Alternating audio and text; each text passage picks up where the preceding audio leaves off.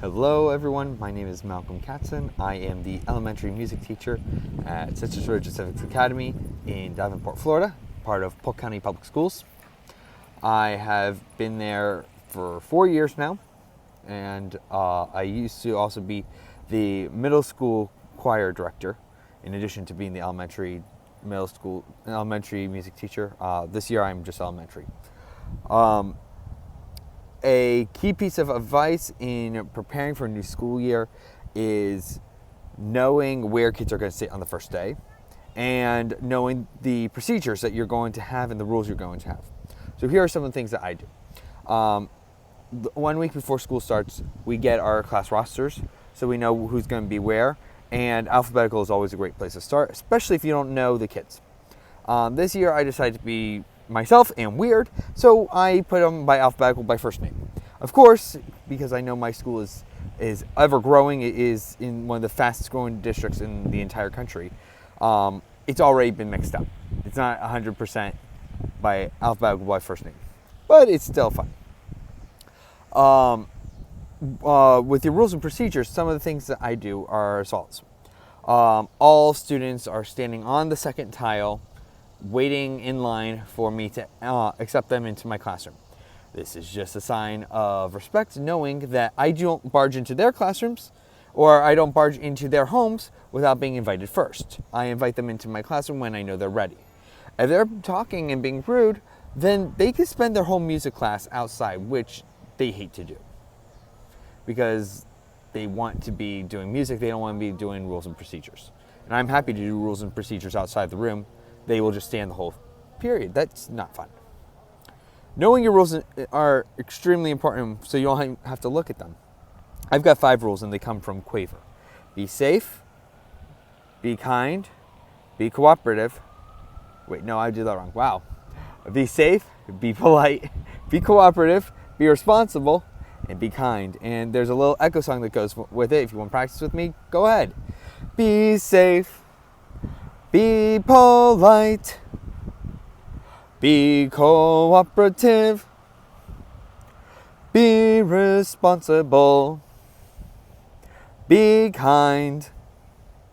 And that all comes from Quaver, and I've been using Quaver in my school and my school district for at least 4 years, as long as I've been in the school district. Knowing the repertoire that you're going to teach is also a huge bonus, but not what you really want to be thinking about on the very first day of school. First day of school is definitely, or first week, especially for the elementary people, because you're going to be meeting kids all that first week. Knowing the rules and procedures and not even having to think about what should kids be doing, what should kids know. Knowing how they enter the class, whether that's standing on the second tile, or whether that is standing on the green line, or whatever it is for you. Knowing how they will exit the class in the same kind of way. They are in a single file, hands crossed, bubbles in their mouth. We call that hugs and bubbles for the little kids. Other teachers call it hands crossed and bubbles, but it's surefire way. They can't be talking if their mouths are closed and there's a bubble in their mouth. One thing I do is I always give at least a foot or two between the first student and the door. That way, if I need to get to the door and talk to someone before the kids exit, I can do that. I can open the door, see if the teacher's ready for them, and then I can invite them to go back with their homeroom teacher, and we move on from there. Other procedures to think about is how are the kids going to sit? Are they going to sit crisscross applesauce? Are they going to sit with legs to the side? Are they allowed to lie down? Can they be on their stomachs? It may be simple to think about, but you have to know this. In my classroom, kids are always crisscross. The only exception is if kids are wearing skirts and they feel uncomfortable, they could do legs to the side and they do whatever is fine for them. I don't question that. But never do kids sit on their backs. Never are they on their bellies unless I explicitly tell them. It's just one of the things that we do. One thing I knew as a first year educator is be yourself and be ready for a little bit of resistance, especially from the oldest grades in the school. Whether that's your 5th graders, your 8th graders or your 12th graders. You need to win them over, but getting the younger kids is also vitally important. Being yourself, extremely important. I know I'm very charismatic, and I tell the kids, I am going to be the weirdest teacher in the school, and we just have to go on with that. And everyone nods their head, and they're like, okay, especially the kids who I've had for now 2 or 3 years. They go, yeah, Mr. Katzen's weird, we just deal with it. They accept it, and everyone's okay with it. Everyone has their quirks. How did I conquer my first day in my district? It's a weird story, because I did not start on the very first day of school. I started in week 4. Because I was a late hire. And I just jumped into it head first. I accepted that the students had had a previous teacher that was moving to Tennessee from Florida, and just went with it. I established the rules that I had already seen in the classroom, which were the Quaver 5. Be safe, be polite, be cooperative, be responsible, be kind. And those became my rules. They weren't my rules before, but I adopted them. They are great rules to have. You can definitely find that sheet on Google if you look up the Quaver 5. Or making your own document about that. But I just jumped into it head first, and I taught what I knew. I was coming from an elementary school before that in Boca Raton. So I fell back on the elementary lessons that I had prepared from May, from a grade below. So like for my 5th graders, I taught them May 4th grade lessons, because that's what I knew off the top of my head without looking at the curriculum maps. Once I got the curriculum maps, then we moved on with what the curriculum was.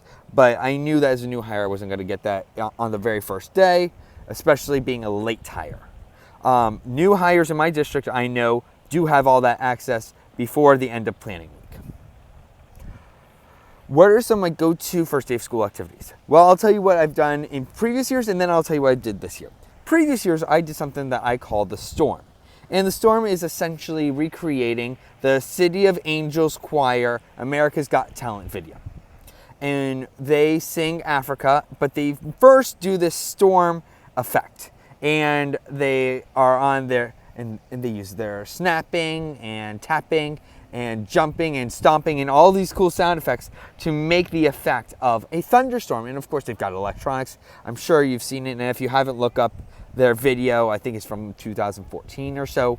Regardless, we do it on the floor, and it's a really great team building exercise because I turn off all the lights and tell all the kids to close their eyes, and we have different leaders in the group that go on and decide, okay, now is when we're going to progress further into a heavier kind of thunderstorm, and then we'll pull it back when it's time to let it seed and let it die out. We do that a couple times, and one fun thing I do is I like to turn on the light, on and off the lights, and create a little bit of thunder and lightning flashing. The kids love it. This year, however, I did not do that. I started doing folk dancing on day 1. Except for kindergarten, because kindergarten is like herding cats on the very first day of school. It is, whoo! We have some fun. However, the things that I did were the Highland Gates, and that comes from a book called Alabama Gal, from the New England Dancing Masters. Really great series if you can afford it. All 5 books and their CDs cost $120 some. It's a little pricey. However, their 6th book is called Alabama Gal, and you can get, and that is their best of the best dances, and there's only 9 dances in that book. The other 5 have a lot more dances and a lot more content. So if you are thinking about folk dancing, you want to start with Alabama Gal. So with 1st and 2nd grade, I did a dance called the Highland Gates, and they love it. They love it so much they want to do it with their teachers. Hint, I tell the teachers, come do it because it's fun for the teachers, and the kids love doing it with their teachers because they surprise them and show them how much they learned. The 3rd graders did a dance called the Heel Toe Polka, also from that same book called Alabama Gal. You can also find it at Bowtie Music on YouTube. Bowtie Music is a teacher from, I want to say Indiana or Iowa, and he's got drone videos of his class doing all these dances, and they're great. Really, really great. For 4th grade, I did one called the Stockyards, which is a Scottish triple dance. Relatively easy. I think I found that from a YouTube series called The Barnyard Masters. I can't remember exactly. However, there are versions of it with the call. So you want to search the stockyards with call, and the calling is what is the actual instruction that the MC would do, so that people had a couple beats to know what is the next motion that they do. Love it, love it, love it. The fourth grade teachers love it because they see all their kids dancing and smiling, and they don't have to trip over themselves because it's not that hard. The fifth graders do one called Sasha, which is one I normally teach in third grade. However, we know COVID, and we didn't do much dancing at all last year because of COVID. So I pulled back something that they learned in third grade, and they all love it. Also, it's from Alabama Gal. This is my introduction into folk dancing, and I've loved it so much that I purchased the whole set, the New England Dancing Masters CDs and books, and I'm just waiting for them to come in, but I know they're great. So let's talk about some things that I recommend as a music teacher that has taught band, choir, and elementary general. For my band people, it's called rubber band music, which are flex arrangements. And if you don't know what flex arrangements are, it's basically you've got a B flat part, you've got part 1, 2, 3, and 4, and it doesn't matter what instrument plays it. It could be anything, and it's already transcribed for your B flat instruments, your treble Cs, your E flats, your Fs, and your bass clefs. So you could have, let's say, trombone quartet play the song number 1. I forget what it's called, doesn't really matter, but they can do all 4 parts because all 4 parts are provided. Or you can have, let's say, a flute on 1, a clarinet on 1, an oboe on 2, a bassoon on 3, and a bass clarinet on 4. Why? Because all the parts are provided. It's really great, especially if you have a weird instrumentation like I did in my very first year of teaching, where I had 5 percussion, a bari sax, an oboe, and 2 clarinets.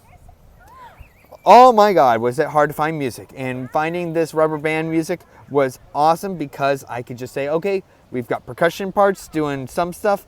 We've got my bari sax who's doing something. We've got my clarinets who are on the same part. It is really great. I highly recommend it. Randall Sandridge, also really great for beginning band. For my choir people, Russ Robinson from the University of Florida has a warm-up book that I highly recommend. Breathing Gym for both band and choir. If you don't know what that is, 2 tuba professors, one who has since passed away, made a whole breathing exercise to engage the lungs, core development, and it is fantastic for developing sound. For both band and choir, I highly, highly recommend it. I've used it as a tech in marching bands, and it improved their sound so much. Knowing your piano chops. That's knowing how good they are or how bad they are. Improving them is very key for choir. Knowing that kids need to develop their ears is incredibly important. As choral people, you should know that. But I digress. Greg Gilpin arrangements, Andy Beck arrangements, and I'm forgetting the other one. I digress. But Greg Gilpin and Andy Beck are really great when it comes to beginning choir. Oh, that's what it's called, Briley Music. I think they're based out of Chicago. It's Brillee. They are fantastic for developing choirs. Lots and lots of 2-part stuff. And there is still a fair amount of SSA, 3-part mixed, SAB, you name it, it's there. I've purchased several things. I've done festivals in Florida with several of their pieces. Really, really highly recommend it. 8 Steps to Harmonization by Kathy Proctor, I want to say her name is. It walks you through, it gives you 3 songs per step, including unison songs, echoes, rounds, descants, partner songs, polyphony. Really, really great book. John Fire Robbins' Book of Canons for my middle schoolers. Cannot for choir cannot be understated. Also for high school choir, I highly suggest it too. It's got rounds and canons all the way from easy difficulty like Ah Poor Bird and Frere Jacques, all the way to some very difficult ones from that were composed by Bach and Haydn. Oh my God, there is a lot. It's like 150 pages, and it's all rounds, and it comes in various languages, including English, Spanish, I think Creole, German, Latin, I think French, obviously, Frere Jacques. I know there's at least one in Hebrew. It is really a great book. Cannot suggest that enough. The Book of Canons by John Feyerabend. You can get that at GIA Publications or GIA Music, one of the two. For my elementary friends, John Feyerabend and The First Steps in Music is a fantastic series. His First Steps in Music is designed for pre-K through second grade, pre-K to first. I use it for K1 and 2, and a little bit in third grade.